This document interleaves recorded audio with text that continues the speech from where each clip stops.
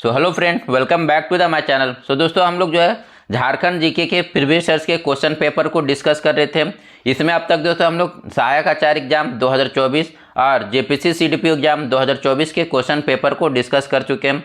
आज ये हमारा तीसरा क्लास होगा और इसमें हम लोग दोस्तों 11 टू 13 जेपीसी पीटी एग्जाम 2024 के क्वेश्चन पेपर को डिस्कस करेंगे। बाकी दोस्तों, अगर ये वीडियो आपको अच्छा लगे तो वीडियो पर एक लाइक और एक कमेंट जरूर कर दें। वीडियो को ज़्यादा से ज़्यादा अपने दोस्तों को साथ शेयर करें और जो लोग चैनल पर नए आ रहे हैं चैनल को सब्सक्राइब करना ना भूलें। तो चलिए आज की इस वीडियो को स्टार्ट करते हैं। आज का जो हमारा पहला क्वेश्चन है दोस्तों, झारखंड के समस्त जनजातियों में सर्वाधिक जनसंख्या डैश जनजाति की है। तो झारखंड के समस्त जनजातियों में सर्वाधिक जनसंख्या वाली जो जनजाति है दोस्तों ये है संथाल जनजाति। ठीक है, ये कितने परसेंट है? तो ये आपका दोस्तों 34% जो है पाए जाते हैं। झारखंड के समस्त जनजातियों में सर्वाधिक जनसंख्या वाली जनजाति कौन सी है? तो संथाल जनजाति है। वहीं अगर बात किया जाए दोस्तों दूसरे नंबर पर कौन है, तो दूसरे नंबर पर उरांव हो जाएगा। ठीक है, तीसरे नंबर पर कौन हो जाएगा? तो तीसरे नंबर पर दोस्तों मुंडा हो जाएगा। चौथे नंबर पर आपका कौन हो जाएगा? तो चौथे नंबर पर हो जाएगा। और पांचवें नंबर पर कौन सी जनजाति है? तो खड़िया जनजाति हो जाएगा। ठीक है, तो ये आपका झारखंड के टॉप 5 जो है सबसे ज़्यादा जनसंख्या वाले जनजाति सबसे ज़्यादा संथाल, उरांव, मुंडा, हो और खड़िया। अगर पूछा जाए सबसे विकसित और सबसे एजुकेटेड जनजाति कौन है, तो उरांव जनजाति है। अगर बात किया जाए दोस्तों कि पूरे झारखंड के जनसंख्या का कितना प्रतिशत जनजाति झारखंड में पाया जाता है, तो पूरे झारखंड के जनसंख्या का जो जिसमें जनजातियों का प्रतिशत है दोस्तों पूरे जनसंख्या में, तो ये 26.2% है। ठीक है, पूरे झारखंड के जनसंख्या में जनजातियों की संख्या का कितना प्रतिशत है? तो जनजातियों की जो जनसंख्या है दोस्तों ये 26.2% है पूरे झारखंड के जनसंख्या का। नेक्स्ट क्वेश्चन देखते हैं, नागपुरी के प्रथम ज्ञात कवि कौन थे? तो नागपुरी के प्रथम ज्ञात कवि दोस्तों ये रघुनाथ नरपति हैं। ठीक है, नागपुरी के प्रथम ज्ञात कवि कौन है? तो रघुनाथ नरपति। अगला क्वेश्चन है, 1886 ईस्वी में भीमराव सोलंकी। ठीक है, 1886 ईस्वी में भीमराव सोलंकी ने डैश शीर्षक व्याकरण ग्रंथ बनारस से प्रकाशित कराया था। तो भीमराव सोलंकी के द्वारा 1886 ईस्वी में हो काजी नाम से व्याकरण ग्रंथ ये बनारस से प्रकाशित कराया गया था भीमराव सोलंकी के द्वारा। नेक्स्ट क्वेश्चन है, नागपुरी में लिखा गया पुस्तक नागवंशावली के लेखक कौन है? तो ये नागपुरी की लिखी हुई पुस्तक है नागवंशावली और ये किसके द्वारा लिखा गया? तो बेनीराम मेहता के द्वारा। ठीक है, ये क्वेश्चन आपका दोस्तों कई बार पूछा गया, हर एग्जाम में पूछा गया, जेएसएससी हो जेपीसी हो, तो ये क्वेश्चन आप लोगों के लिए इंपॉर्टेंट है। नागपुरी में लिखा गया पुस्तक नागवंशावली के लेखक कौन है? तो बेनीराम मेहता। नेक्स्ट क्वेश्चन देखते हैं, 17वीं शताब्दी में रचित जगरमी रामायण किस भाषा की एक सुंदर कृति है? तो 17वीं शताब्दी में रचित जगरमी रामायण दोस्तों ये कुरमाली भाषा की एक सुंदर कृति है। नेक्स्ट क्वेश्चन देखते हैं, पंडित रामचीज सिंह वल्लभ द्वारा खड़ी बोली में रचित कविता पुस्तक का नाम क्या था? तो पंडित रामचीज सिंह वल्लभ के द्वारा खड़ी बोली में रचित कविता पुस्तक का नाम है दोस्तों भाग्य चक्र। ठीक है, भाग्य चक्र ये किसके द्वारा लिखा गया है? तो पंडित रामचीज वल्लभ के द्वारा। ये कौन सी भाषा में है? तो खड़ी बोली की भाषा में लिखी गई है। ठीक है, ये आपका कविता पुस्तक है। खड़ी बोली के जनक किसे माना जाता है दोस्तों भारत में? तो खड़ी बोली का जो जनक है ये अमीर खुसरो को माना जाता है। नेक्स्ट क्वेश्चन देखते हैं, प्रारंभ में सेंट कोलंबा कॉलेज हजारीबाग किस नाम से जाना जाता था? तो प्रारंभ में दोस्तों जो सेंट कोलंबा कॉलेज हजारीबाग था इसे हम लोग डबलिन यूनिवर्सिटी मिशन कॉलेज के नाम से जानते थे। अगला क्वेश्चन है, झारखंड का नेतरहाट आवासीय विद्यालय नेतरहाट के संबंध में निम्न कथनों पर विचार करें। ठीक है, नेतरहाट आवासीय विद्यालय के संबंध में निम्न कथनों पर विचार करना है। तो इसकी स्थापना 15 नवंबर 1954 को हुई थी। ये तो यहाँ पर सही है दोस्तों। पहला बैच में 60 विद्यार्थी के साथ शुरू हुआ था, पहले बैच में 60 विद्यार्थी, ये भी सही है। पहले प्राचार्य का नाम चार्ल्स नेपियर थे, ये भी यहाँ पर सही है। यह झारखंड के गुमला जिले में नहीं, ये तो पूरा एकदम गलत हो गया दोस्तों। यहाँ पर जो है तो 1, 2 और 3 यहाँ पर इसका संबंध में जो है आपका नेतरहाट आवासीय विद्यालय इसका स्थापना 15 नवंबर 1954 को 60 विद्यार्थियों के साथ पहला बैच शुरू हुआ और पहले आचार्य का नाम था चार्ल्स नेपियर। नेक्स्ट क्वेश्चन देखते हैं हम लोग, तो यहाँ पर ऑप्शन सी सही हो जाएगा 1, 2 और 3। अगला क्वेश्चन है, निम्न में से किस तिथि को Indian school of mines Dhanbad की स्थापना की गई है? तो ISM धनबाद जो अभी IIT का दर्जा जिसे मिल चुका है, इसकी स्थापना कब की गई थी दोस्तों? तो इसकी स्थापना 9 दिसंबर 1926 को किया गया था। ठीक है, Indian school of mines Dhanbad की स्थापना कब की गई थी? तो 9 दिसंबर 1926 को इसकी स्थापना की गई थी। नेक्स्ट क्वेश्चन है, झारखंड के किस शहर में मोहन कुमार मंगलम स्टेडियम स्थित है? तो मोहन कुमार मंगलम स्टेडियम दोस्तों ये बोकारो स्टील सिटी में स्थित है। मोहन कुमार मंगलम स्टेडियम कहाँ पर है? तो बोकारो स्टील सिटी में है। अगला क्वेश्चन है, झारखंड के नीरज कुमार मिश्रा किस खेल से संबंधित है? तो नीरज कुमार मिश्रा का संबंध दोस्तों ये शतरंज के खिलाड़ी हैं। ठीक है, नीरज कुमार मिश्रा किस खेल से संबंधित हैं? तो शतरंज से संबंधित हैं। अगला क्वेश्चन है, भारतीय हॉकी टीम ने जयपाल सिंह के प्रथम कप्तानी में 1928 के ओलंपिक खेलों में कौन सा मेडल जो है प्राप्त किया था? तो 1928 के ओलंपिक खेलों में भारतीय टीम ने जयपाल सिंह की कप्तानी में स्वर्ण पदक जीता था। ठीक है, कौन सा पदक जीते थे? स्वर्ण पदक जीते थे। और अभी जो 2024 का पेरिस ओलंपिक हुआ इसमें भारतीय हॉकी टीम ने कौन सा पदक जीता है? तो भारतीय हॉकी टीम ने दोस्तों अभी जो है ब्रॉन्ज मेडल जीता है। नेक्स्ट क्वेश्चन देखते हैं, भारत ने किस टीम को हराकर वर्ष 2023 की महिला हॉकी एशिया चैंपियन ट्रॉफी जीती है? तो भारत ने किस टीम को हराकर वर्ष 2023 का महिला हॉकी एशिया चैंपियन ट्रॉफी जीत लिया है? तो ये जापान को हराकर। ठीक है, भारत ने किस टीम को हराकर? तो जापान को हराकर वर्ष 2023 का महिला हॉकी एशिया चैंपियन ट्रॉफी जीत लिया है भारत ने, जापान टीम को हराकर। नेक्स्ट क्वेश्चन देखते हैं, श्री दीपक मंडल किस खेल से संबंधित है? तो दीपक मंडल का जो संबंध है दोस्तों ये फुटबॉल से है। दीपक मंडल का संबंध किससे है? तो फुटबॉल से है। अब अगला क्वेश्चन है दोस्तों, अब यहाँ से आपका जो है ये आपका CNT एक्ट SPT एक्ट वाला है, तो ये आप JSSC के एग्जाम के लिए उतना इंपॉर्टेंट नहीं है, बट आप लोग अगर JPC फॉरेस्ट रेंजर का एग्जाम दे रहे हैं तो ये आप लोगों के लिए इंपॉर्टेंट होगा। तो देखते हैं हम लोग क्या है क्वेश्चन, किस प्रकार भारतीय परिसीमन अधिनियम के प्रावधान छोटा नागपुर काश्तकारी अधिनियम 1908 के अंतर्गत आने वाले सभी मुकदमों, अपीलों एवं आवेदन पत्रों पर लागू होते हैं? तो लागू होंगे जहां तक इसके प्रावधान छोटा नागपुर काश्तकारी अधिनियम 1908 के असंगत ना हो। ठीक है, अगला क्वेश्चन है, छोटा नागपुर काश्तकारी अधिनियम 1908 की धारा 139 अथवा 139(2) के खंड 7 के अंतर्गत उपायुक्त द्वारा किसी मुकदमे में पारित आदेश के विरुद्ध अपील कहाँ किया जा सकता है? ठीक है, तो छोटा नागपुर का कौन सा नियम है दोस्तों? तो छोटा नागपुर का धारा 39 और 39(2) के खंड 7 के तहत उपायुक्त के द्वारा किसी मुकदमे में पारित आदेश के विरुद्ध, अगर मान लीजिए उपायुक्त को जो है आदेश दिया है तो आदेश के विरुद्ध कहाँ पर अपील किया जा सकता है? तो आदेश के विरुद्ध जो है ये न्यायिक आयुक्त अथवा उच्च न्यायालय के समक्ष के राशि के अनुसार। ठीक है, तो यहाँ पर ये जो है उपायुक्त द्वारा किसी मुकदमे में पारित आदेश का विरुद्ध अपील कहाँ पर किया जा सकता है? तो ये अपील आपका दोस्तों न्यायिक आयुक्त के पास या उच्च न्यायालय के समक्ष राशि के अनुसार यहाँ पर इसके विरुद्ध जो है अपील किया जा सकता है।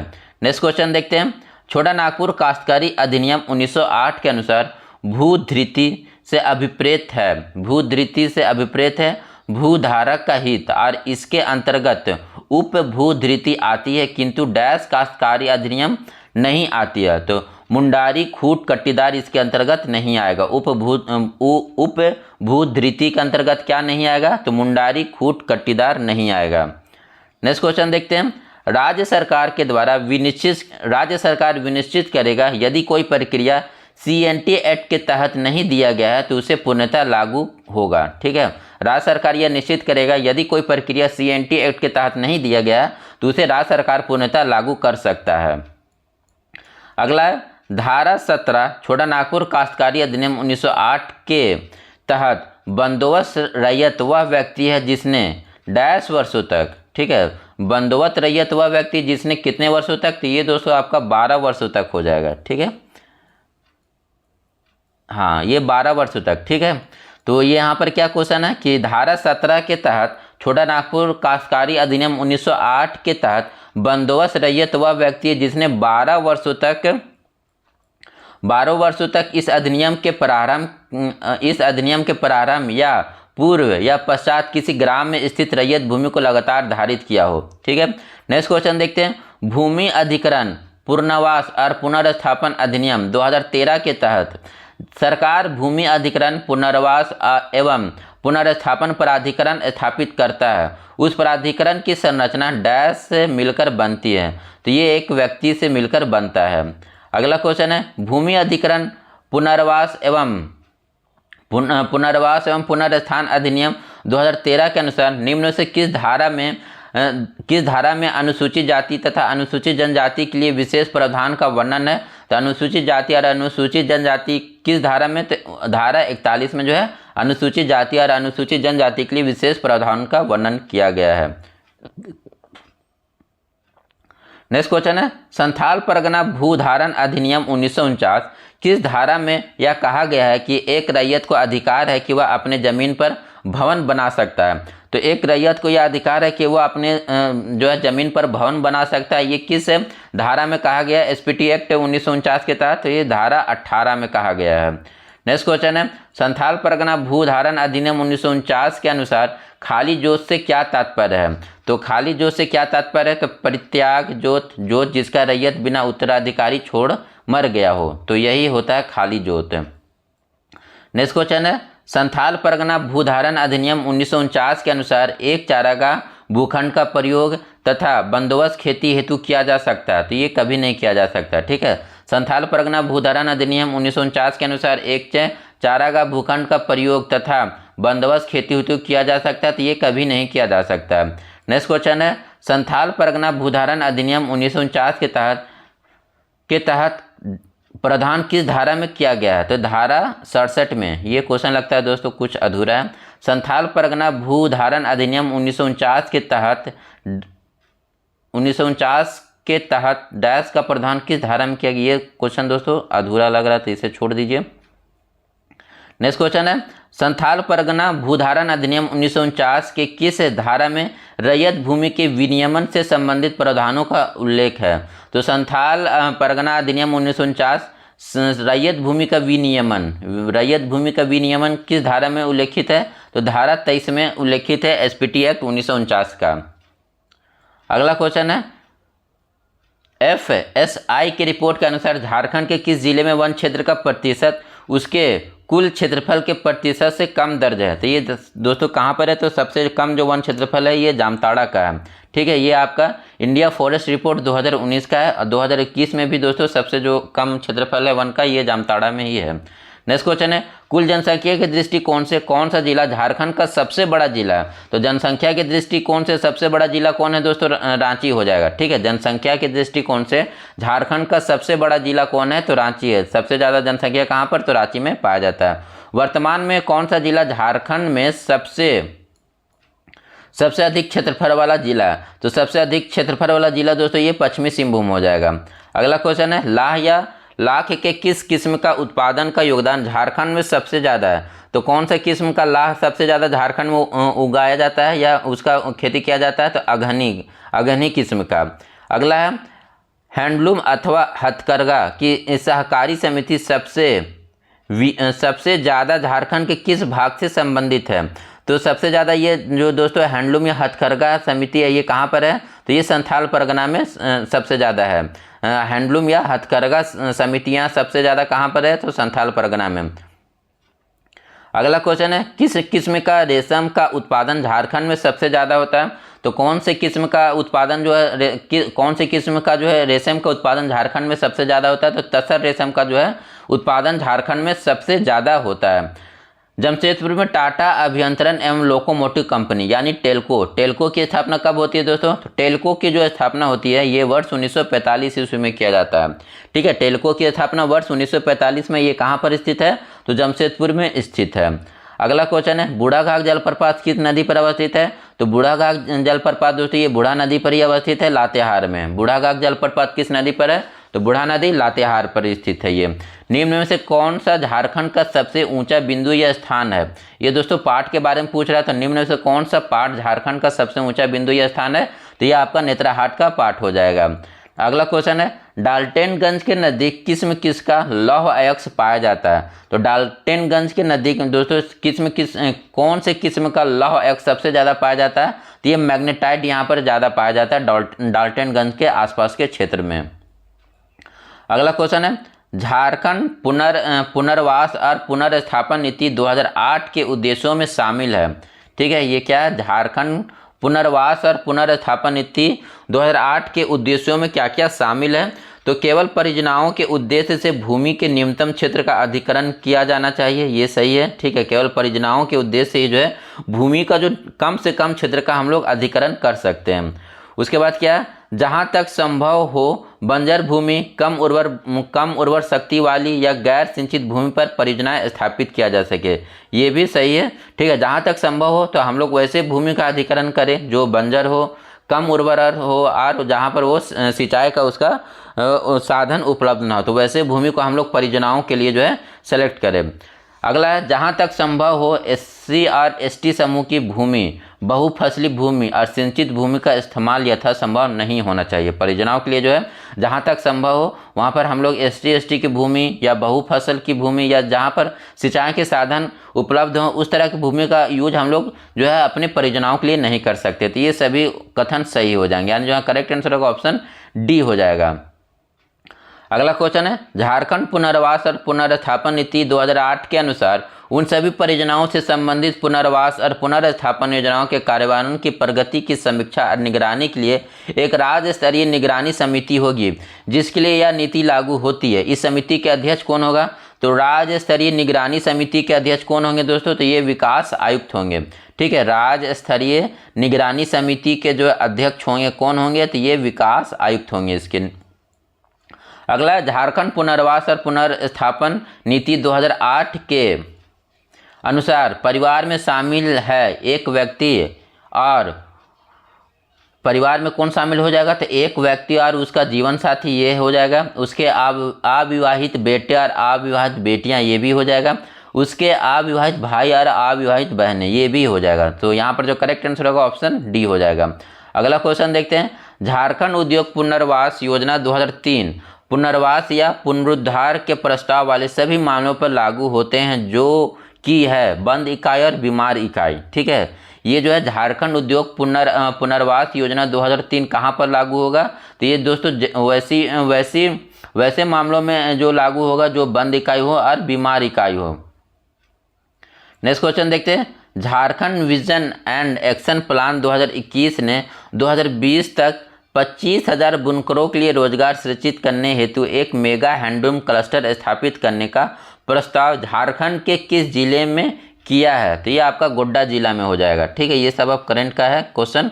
तो Jharkhand vision and action plan 2021 ने 2021 तक 25 बुनकरों के लिए रोजगार सृजित करने हेतु एक मेगा हैंडलूम क्लस्टर का स्थापित करने के लिए जो प्रस्ताव झारखंड के किस जिला में रखा गया है? तो ये आपका गोड्डा जिला में इसका प्रस्ताव रखा गया। अभी हम लोग दोस्तों पढ़े पीछे कि सबसे ज़्यादा जो हैंडलूम है ये कहाँ पर है? तो संथाल परगना के क्षेत्र में है, इसलिए मेगा हैंडलूम क्लस्टर जो है कहाँ पर स्थापित करने का प्रस्ताव रखा गया है? तो ये आपका गोड्डा में रखा गया है। अगला क्वेश्चन है, वर्ष 2011 से 12 के स्थिर मूल्य पर झारखंड के बजट फाइनेंशियल ईयर 2022-23 के अनुसार अनुमानित राज्य सकल राज्य घरेलू उत्पाद कितना है? तो ये दोस्तों आपका 4,01,997 करोड़ रुपए का। ठीक है, ये आपका बजट से क्वेश्चन है। अगला क्वेश्चन है, गोमिया बोकारो में स्थापित भारतीय विस्फोटक लिमिटेड की स्थापना किस वर्ष की गई थी? तो गोमिया में जो विस्फोटक लिमिटेड की स्थापना दोस्तों ये आपका कब इसका स्थापना किया गया था? वर्ष 1956 में। ठीक है, गोमिया बोकारो में स्थित भारतीय विस्फोटक लिमिटेड की स्थापना किस वर्ष हुई थी? तो वर्ष 1956 ईस्वी में। अगला क्वेश्चन है, झारखंड राज्य के किस शहर में बर्नपुर सीमेंट लिमिटेड अवस्थित है? तो ये आपका कौन सा है? तो बर्नपुर सीमेंट लिमिटेड कहाँ पर है? तो ये आपका पतरातू में स्थित है। अगला क्वेश्चन है, झारखंड राज्य का सबसे बड़ा कोयला क्षेत्र कहाँ स्थित है? तो झारखंड राज्य का दोस्तों सबसे बड़ा जो कोयला क्षेत्र है ये कर्णपुरा में, ये आपका दोनों कर्णपुरा, उत्तरी और दक्षिणी कर्णपुरा मिलाकर सबसे बड़ा कोयला क्षेत्र कौन सा है? तो कर्णपुरा। वैसे आपका झरिया सबसे बड़ा है। नेक्स्ट क्वेश्चन है, झारखंड राज्य के किस स्थान पर भारत का प्रथम एल्युमिनियम रिफाइनरी अवस्थित है? तो झारखंड का किस स्थान पर भारत का पहला एल्युमिनियम रिफाइनरी अवस्थित है दोस्तों? तो ये मुरी में हो जाएगा। अगला क्वेश्चन है, कुंदरकोचा स्वर्ण खदान, कुंदरकोचा स्वर्ण खदान गोल्ड माइन जो है झारखंड राज्य के किस जिले में अवस्थित है?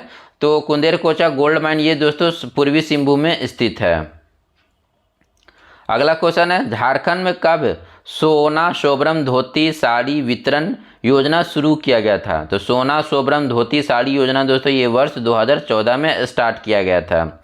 अगला क्वेश्चन है, बिरसा मुंडा बागवानी परियोजना किस उत्पाद से जुड़ा हुआ है? तो बिरसा मुंडा बागवानी परियोजना दोस्तों ये आम के उत्पादन से रिलेटेड है। बिरसा मुंडा बागवानी परियोजना किस उत्पाद से रिलेटेड है? तो आम के उत्पादन से। नेक्स्ट क्वेश्चन है, Jharkhand opportunity for harnessing rural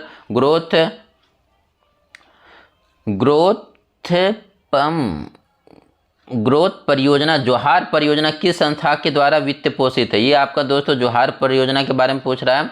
तो Jharkhand opportunity for harnessing rural growth परियोजना ये किस संस्था के द्वारा पोषित है? तो ये दोस्तों विश्व बैंक की सहायता से चलाया जा रहा है। नेक्स्ट क्वेश्चन है, स्थानीय ग्राम स्तर के विकास के 4 अलग अलग योजना जैसे कि सांसद आदर्श ग्राम योजना, सांसद आदर्श ग्राम योजना, प्रधानमंत्री आदर्श ग्राम योजना, मुख्यमंत्री स्मार्ट ग्राम पंचायत योजना और विधायक आदर्श ग्राम योजना को किस योजना में एकीकृत किया गया है?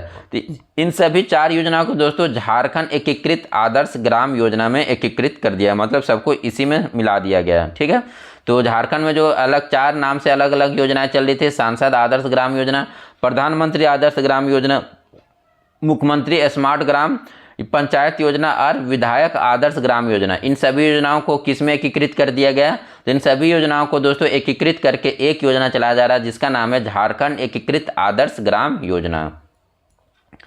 अगला क्वेश्चन है, अबुआ आवास योजना के संबंध में विचार करें। तो अबुआ आवास योजना ये दोस्तों 15 अगस्त 2023 को चलाया गया था, ये कथन सही है। इसमें वैसे लाभार्थियों को आवास देने का प्रावधान है जिसमें प्रधानमंत्री आवास योजना के तहत मकान मिला हुआ नहीं, ये आपका दोस्तों गलत है। इसमें वैसे लाभार्थियों को जो आवास देने का प्रावधान है जिनको जो है प्रधानमंत्री आवास योजना के तहत जो है मकान नहीं मिला हुआ। ठीक है, तो यहाँ पर ओनली 1 सही हो जाएगा। नेक्स्ट क्वेश्चन है, निम्नलिखित में कौन सा मुख्यमंत्री जन वन योजना का उद्देश्य नहीं है? तो जन वन योजना का उद्देश्य नहीं हो जाएगा तो रेशम उत्पादन हेतु वृक्षारोपण करना, तो ये इसका उद्देश्य नहीं है मुख्यमंत्री जन वन योजना का। नेक्स्ट क्वेश्चन है, निम्नलिखित में से झारखंड के किस जिले में अति सघन वृक्ष सर्वाधिक क्षेत्र पर है? तो अति सघन वृक्ष सर्वाधिक क्षेत्र में है किस जिले में है दोस्तों? तो ये लातेहार में है। ठीक है, अति सघन वृक्ष सबसे ज़्यादा क्षेत्रफल की दृष्टि से कहाँ पर पाया जाता है? तो लातेहार में पाया जाता है। India state of forest report 2021 के अनुसार झारखंड में वन आवरण क्षेत्र कितना है? तो झारखंड में दोस्तों वन आवरण क्षेत्र 23,781 किलोमीटर स्क्वायर। ठीक है, 23,781 किलोमीटर स्क्वायर, जो पूरे क्षेत्र का कितना परसेंट है? तो 29.76% है। अगला, भारतीय संविधान के किस अनुच्छेद में राज्य को पर्यावरण की रक्षा एवं उसमें सुधार करने तथा वन एवं वन जीवों की सुरक्षा करने का उत्तरदायित्व दिया गया है? तो ये दोस्तों अनुच्छेद 48A में है। ठीक है, ये आपका DPSP यानी आपका राज्य का नीति निर्देशक सिद्धांत के अंतर्गत आएगा। और इसे ये कौन से अनुच्छेद में? तो 48A में ये कहा गया है कि राज्य को पर्यावरण की रक्षा और उसमें सुधार करने तथा वन एवं वन जीवों की सुरक्षा करने का उत्तरदायित्व होगा। ठीक है, राज्य जो है पर्यावरण की रक्षा करने, उसमें सुधार करने, वन एवं वन जीवों की सुरक्षा करने का उत्तरदायित्व किसके पास होगा? राज्य के पास होगा। और ये किस अनुच्छेद में इसका वर्णन है? तो अनुच्छेद 48A में इसका वर्णन है। झारखंड का बेतला राष्ट्रीय उद्यान कितने वर्ग किलोमीटर क्षेत्र में फैला हुआ है? तो बेतला राष्ट्रीय उद्यान दोस्तों ये 226 किलोमीटर स्क्वायर में ये फैला हुआ है। अगला क्वेश्चन है, झारखंड में गिद्धों की संख्या में तेजी से कमी होने का प्रमुख कारण क्या है? तो पशुओं में दवाओं का अनियंत्रित। ठीक है, जो हम लोग पशु या आपका गाय हो गया या आपका जितने भी मवेशी हो गए हैं तो उसमें जो है दवाओं को जो है ज़्यादा यूज करें और जब उन मरे हुए गायों और मवेशियों को जब ये गिद्ध खाते हैं तो उसके वजह से ये गिद्ध मर जा रहे हैं, जिसके वजह से झारखंड में गिद्धों की संख्या में तेज़ी से कमी आ रहा है। अगला क्वेश्चन है, दामोदर नदी गिरिडीह एवं दुर्गापुर के बीच जैविक मरुस्थल बन गई है क्योंकि इस जल क्षेत्र में जीवों का अस्तित्व असंभव है। ठीक है, यहाँ पर ये 3 क्षेत्र है, दामोदर नदी हो गया, गिरिडीह हो गया और दुर्गापुर के बीच में जो है एक जैविक मरुस्थल बन गया है। जैविक मरुस्थल बन गया, इसका कारण क्या है? इसका कारण यह दोस्तों कि यहाँ पर जो है जल क्षेत्र में जीवों का अस्तित्व असंभव है, इसलिए यहाँ पर जो है एक जैविक मरुस्थल बन गया है। अगला क्वेश्चन है,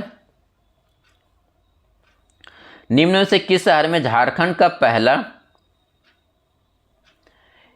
एरोबिक जैव शौचालय का उद्घाटन 2018 में हुआ था? तो झारखंड का पहला एरोबिक जैव शौचालय का उद्घाटन कहाँ पर किया गया था? तो ये दोस्तों जमशेदपुर में किया गया था वर्ष 2018 में।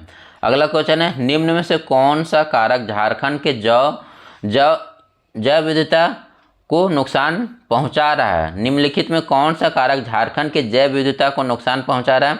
तो अंधाधुंध शहरीकरण हो गया, अनियोजित और अनियंत्रित बढ़ती जनसंख्या और घटते वन, ये सभी जो है झारखंड के जैव विविधता को नुकसान पहुंचा रहे हैं। अगला क्वेश्चन है, वन कानून के तहत संरक्षित वन से क्या तात्पर्य है? तो संरक्षित वन क्या है दोस्तों? तो संरक्षित वन वैसे वन को कहते हैं जिनमें सभी गतिविधियों पर रोक जिनकी अनुमति नहीं हो। ठीक है, संरक्षित वन या प्रोटेक्टेड वन ऐसे वन होते हैं जिसमें सभी प्रकार की गतिविधियों पर रोक हो, उस तरह के वन को हम लोग क्या कहते हैं? तो संरक्षित वन कहते हैं। अगला क्वेश्चन है, निम्न में से कौन सा जल प्रदूषण का प्रमुख प्रभाव है? तो जल प्रदूषण के कारण जो जलीय जीवन है, जलीय जीवन के लिए ऑक्सीजन की कमी हो जाएगी। ठीक है, तो जल प्रदूषण का प्रमुख प्रभाव क्या है? तो उसके अंदर रह रहे जलीय जीवन के लिए ऑक्सीजन का जो है कमी हो जाना। अगला क्वेश्चन है, मुख्यमंत्री जन वन योजना के तहत कोई लाभुक जो अपने निजी भूमि पर वृक्षारोपण करता है उसे सरकार के द्वारा कितना प्रोत्साहन राशि दी जाएगी? तो मुख्यमंत्री जन वन योजना के तहत यदि कोई जो है लाभुक अपने निजी भूमि पर वृक्षारोपण करता है तो उसे सरकार के द्वारा प्रोत्साहन के रूप में कितने राशि दिया जाएगा? तो इस योजना हेतु स्वीकृत राशि का 75% दर पर कुल लागत है। ठीक है, तो इस योजना के तहत कितना % प्रोत्साहन राशि दिया जाएगा दोस्तों? तो 75%। मान लीजिए उसके खर्चा आया है 100 रुपया, तो 100 रुपये में 75 जो है 75 रुपया कौन देगा? तो राज्य सरकार देगा। अगला क्वेश्चन है, निम्न में से कौन सी संस्था झारखंड में बाढ़ आपदा के संबंध में तकनीकी एवं उपयोगी सूचना देने का कार्य करता है? तो झारखंड स्पेस एप्लीकेशन सेंटर। ठीक है, झारखंड में बाढ़ आपदा से संबंधित तकनीकी और उपयोगी सूचना देने का कार्य कौन करता है? Jharkhand space application centre. अगला क्वेश्चन है, निम्न में से कौन सा आपदा प्रतिक्रिया उद्देश्य नहीं है? तो सुभेद्यता आकलन, सुभेद्यता का आकलन करना आपदा प्रतिक्रिया का उद्देश्य नहीं है। नेक्स्ट क्वेश्चन है, भूकंप संवेदनशीलता की दृष्टि से झारखंड संपूर्ण क्षेत्र को किस भूकंपीय क्षेत्र में रखा गया है? तो झारखंड को दोस्तों भूकंपीय दृष्टिकोण से भूकंप जोन 2 और 3 में रखा गया है। अगला क्वेश्चन है, निम्न में से कौन सा उष्णकटिबंधीय चक्रवात मई 2021 में पूर्वी तट के राज्यों के साथ झारखंड को भी प्रभावित किया था? तो ये दोस्तों हो जाएगा यास। अगला क्वेश्चन है, निम्न में से कौन सा झारखंड का सर्वाधिक सूखाग्रस्त जिला है? तो झारखंड का सर्वाधिक सूखाग्रस्त जिला दोस्तों ये पलामू है। अगला क्वेश्चन है, झारखंड में धुबिया किसे कहा जाता है? तो धुबिया एक प्रकार का नृत्य है। ठीक है, झारखंड में धुबिया क्या है? तो एक प्रकार का नृत्य है। अगला क्वेश्चन है, झारखंड में कौन सा जिला बिरसा आंदोलन का मुख्य केंद्र था? तो झारखंड में जो दोस्तों खूंटी था ये बिरसा आंदोलन का प्रमुख केंद्र था। अगला क्वेश्चन है, झारखंड की किस नदी पर तिलैया जल विद्युत परियोजना स्थापित किया गया? तो तिलैया जल विद्युत योजना दोस्तों ये बराकर नदी में है। नेक्स्ट क्वेश्चन है, झारखंड में बहने वाली नदियों और उनके उद्गम स्थल के संबंध में कौन सा युग में सही नहीं है? तो शंख नदी त्रिकूट, ये आपका यहाँ पर गलत हो जाएगा। अगला क्वेश्चन है, जतरा ताना भगत ने किस वर्ष जो है शुद्धि आंदोलन शुरुआत किया था? तो जतरा ताना भगत के द्वारा जो शुद्धि आंदोलन या ये दोस्तों वर्ष 1914 में स्टार्ट किया गया था। नेक्स्ट क्वेश्चन है, डॉक्टर जानूम सिंह सोय को किस क्षेत्र में पद्मश्री 2023 से सम्मानित किया गया? तो ये डॉक्टर जानूम सिंह सोय का संबंध दोस्तों किससे? तो शिक्षा एवं साहित्य से है। अगला क्वेश्चन है, झारखंड राज्य में संचालित झारखंड मुख्यमंत्री सारथी योजना का संबंध है? तो झारखंड राज्य में संचालित झारखंड मुख्यमंत्री सारथी योजना दोस्तों ये छात्रों के निःशुल्क कोचिंग से संबंधित है। ठीक है, झारखंड मुख्यमंत्री सारथी योजना का संबंध किससे है? तो छात्रों के निःशुल्क कोचिंग से। अगला क्वेश्चन है, नागवंशी शासन व्यवस्था के बारे में निम्न से कौन सा कथन सही नहीं है? तो परहा के पारंपरिक प्रमुख मानकी को पदनाम बदलकर ठाकुर कर दिया गया, ये यहाँ पर कथन गलत होगा। तो ये दोस्तों आपको क्वेश्चन देखने के बाद इस तरह के क्वेश्चन जो है आप सटीक आंसर दे पाएंगे। अगला क्वेश्चन है, करटाहा का संबंध निम्नलिखित में से किससे है? तो करटाहा दोस्तों ये ढोकलो सोहराय से संबंधित है। करटाहा का संबंध किससे है? तो ढोकलो सोहराय से संबंधित है। अगला है, मुंडा शासन व्यवस्था में महत्व निम्नलिखित में से किस भूमिका को में मुख्यतः रहता था? तो महत्व का भूमिका क्या था दोस्तों? तो ग्रामीणों तक जो है महत्वपूर्ण सूचनाओं को पहुंचाने का कार्य किसका था? तो महत्व का था। अगला क्वेश्चन है, मांझी परगना शासन व्यवस्था में उप प्रधान कौन होता है? तो मांझी परगना शासन व्यवस्था में उप प्रधान दोस्तों ये प्रमाणिक होता है। अगला क्वेश्चन है, उराव शासन व्यवस्था में गांव का प्रधान कौन होता है? तो उस उराव शासन व्यवस्था में गांव के प्रधान को हम लोग दोस्तों महतो कहते हैं। अगला है, मुंडा मान की शासन व्यवस्था से संबंधित निम्न में से कौन सा कथन सही नहीं है? तो ये फिर से सही नहीं है। तो ये दोस्तों आपको क्वेश्चन देखने के बाद उसे समझ में आ जाएगा। तो वसूली राजस्व में मानकी को कई अंश या कमीशन नहीं मिलता है। तो वसूली राजस्व करने में जो मानकी को कोई अंश या कमीशन नहीं मिलता, ये कथन यहाँ पर गलत हो जाएगा, मिलता होगा इसका मतलब। अगला क्वेश्चन है, नाया किस जनजाति पंचायत के मुखिया का नाम है? तो नाया जो है ये किस जनजाति के पंचायत के मुखिया का नाम है? तो नाया दोस्तों हम लोग बिरहोर जनजाति के मुखिया को कहते हैं। बिरहोर जनजाति के पंचायत के मुखिया को क्या कहा जाता है? तो नाया कहा जाता है। अगला क्वेश्चन है, पहाड़िया जनजाति व्यवस्था में गांव के प्रमुख को क्या कहा जाता है? तो पहाड़िया जनजाति व्यवस्था में गांव के प्रमुख को दोस्तों हम लोग क्या कहते हैं? तो गांव के प्रमुख हम लोग दोस्तों मांझी कहते हैं। अगला क्वेश्चन है, नागवंशावली के अनुसार नागवंशी राजा की राजधानी सुत्याम्बे से चुटिया ले जाने का काम किस राजा ने किया था? तो चुटिया किसकी राजधानी थी दोस्तों? तो चुटिया ये नृपति प्रताप राय का था। ठीक है, चुटिया राजधानी किसके था?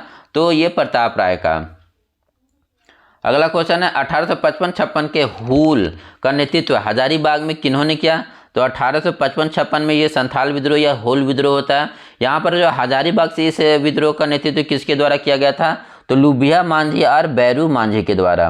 नेक्स्ट क्वेश्चन है, छोटा नागपुर कैथोलिक सभा के पहले अध्यक्ष कौन थे? तो छोटा नागपुर कैथोलिक सभा के पहले अध्यक्ष जो थे ये बोनीफिस लकड़ा थे। नेक्स्ट क्वेश्चन है, रामजीत हांसदा, बुद्ध राय किस्कू और चांद राय टूडू निम्न से किस आंदोलन से जुड़े थे? तो ये सभी दोस्तों व्यक्तिगत सत्याग्रह से जुड़े थे। ठीक है, रामजीत हांसदा हो गए, बुद्धू राय किस्कू हो गए, चांद राय टूडू हो गए। तो ये सभी किस आंदोलन से जुड़े हुए थे? तो ये सभी दोस्तों व्यक्तिगत सत्याग्रह से जुड़े हुए थे। झारखंड क्षेत्र स्वासी परिषद का गठन का निर्णय कब हुआ? तो झारखंड क्षेत्र स्वासी परिषद का गठन का निर्णय के बारे में पूछ रहा है, ये नहीं कि आप 1995 मार देंगे, गलत हो जाएगा। इसके बारे में निर्णय कब लिया गया? तो ये वर्ष 1994 में इसका निर्णय लिया गया था। अगला क्वेश्चन है, असहयोग आंदोलन के नायक गोपबंधु दास का संबंध निम्न से किस क्षेत्र से है? तो असहयोग आंदोलन के नायक गोपबंधु दास, इनका संबंध दोस्तों सरायकेला खरसावां से है। अगला क्वेश्चन है, छोटा नागपुर विकास प्राधिकरण और संथाल परगना विकास प्राधिकरण की स्थापना किस वर्ष होती है? तो छोटा नागपुर विकास प्राधिकरण और संथाल परगना विकास प्राधिकरण इसकी स्थापना दोस्तों वर्ष 1982 ईस्वी में की जाती है। अगला क्वेश्चन है, उराव जनजाति के बच्चों के विवाह के समय माँ के गोत्र में कितनी पीढ़ी का विवाह वर्जनीय होता है? तो 3 पीढ़ियों का जो विवाह ये वर्जनीय होता है। अगला क्वेश्चन है, मुंडा महिलाओं का प्रचलित परिधान क्या होता है? तो मुंडा महिलाओं का जो प्रचलित परिधान है ये दोस्तों परिया हो जाएगा। नेक्स्ट क्वेश्चन है कि झारखंड के तीसरे राज्यपाल कौन थे? तो एम रामा जोइस हो जाएंगे। एम रामा जोइस जो है झारखंड के ये तीसरे राज्यपाल थे। तो इसका मतलब आप लोगों को जो है राज्यपाल का क्रम भी याद रखना पड़ेगा, क्योंकि इस तरह का क्वेश्चन आपका जेएसएससी में भी दोस्तों बन सकता है। वर्ष 2022-23 के बजट में झारखंड सरकार ने सबसे ज़्यादा पैसा 13.54% किस पर खर्च किया था? तो वर्ष 2022-23 के बजट में झारखंड सरकार ने जो है उस समय सबसे ज़्यादा जो खर्चा शिक्षा के क्षेत्र में करने का निर्देश लिया था। ठीक है, और इसमें शिक्षा के क्षेत्र में कितना परसेंट? तो 13.54% जो है ये पैसा खर्च करने का निर्णय लिया था। नेक्स्ट क्वेश्चन है, करटाहा ब्राह्मण का भोजन एवं गौदान किस संस्कार से जुड़ा हुआ है? तो कट्टाहा ब्राह्मण का भोजन एवं गौदान ये दोस्तों मृत्यु जो है मृत्यु संस्कार से जुड़ा हुआ है। अगला क्वेश्चन है खड़िया लोक कथाओं की साहित्यिक एवं सांस्कृतिक अध्ययन नामक पुस्तक रचना किसने की? तो खड़िया लोक कथाओं का साहित्यिक एवं सांस्कृतिक अध्ययन, ये इस पुस्तक की रचना दोस्तों रोज किरकट्टा के द्वारा किया गया है। ठीक है, खड़िया लोक कथाओं की साहित्यिक एवं सांस्कृतिक अध्ययन ये किसके द्वारा लिखा गया? तो रोज किरकट्टा के द्वारा लिखा गया है। और आज का जो हमारा नेक्स्ट क्वेश्चन है निम्न नृत्यों में कौन सा सरहुल के समय पर आयोजित किया जाता है? तो सरहुल के समय आयोजित किया जाना नृत्य को हम लोग क्या किस नाम से जानते हैं? तो जदुर नृत्य के नाम से जानते हैं। समानता विवाह के अवसर पर गाया जाने वाला लोक संगीत कौन सा है? तो विवाह के अवसर पर गाया जाने वाला जो लोक संगीत है दोस्तों ये डोमकच है। बेतला राष्ट्रीय उद्यान डैश के लिए संरक्षित है? तो बेतला राष्ट्रीय उद्यान दोस्तों ये बाघों के लिए संरक्षित है। तो यहाँ पर दोस्तों हमारा 100 क्वेश्चन खत्म होता है। बाकी दोस्तों हम लोग कल के वीडियो में भी एक और हम लोग प्रीवियस ईयर्स के क्वेश्चन को डिस्कस करेंगे। बाकी दोस्तों अगर ये वीडियो आपको अच्छा लगा हो तो वीडियो पर एक लाइक और एक कमेंट जरूर करते। Thank you for watching this video.